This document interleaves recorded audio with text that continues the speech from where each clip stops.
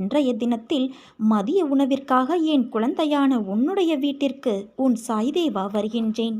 எனக்கு மதிய ஆரத்தி முடிந்ததும் சரியாக 12:30 மணிக்கு உன் இல்லம் தேடி நான் வந்து விடுவேன். எனக்காக பாயசம் செய்து வை என் குழந்தையே. இனிப்பான பாயசம் சாப்பிட்டு உனக்கு ஒரு இனிப்பான செய்தியையும் நான் தருகின்றேன்.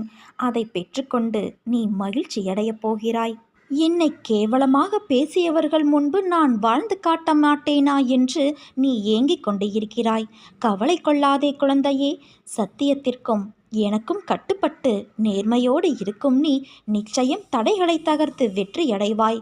உலகில் சிலர் எப்பொழுதும் மற்றவர்களை காயப்படுத்தி கொண்டுதான் இருப்பார்கள். அதைத்தான் அவர்கள் உனக்கும் இழைக்கிறார்கள்.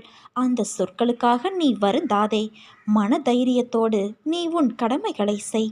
உன்னுடைய ஆற்றலை தேவையற்ற இவர்களிடம் வீணாக்காதே. இதுவரை உன் மனதில் இருந்த வலி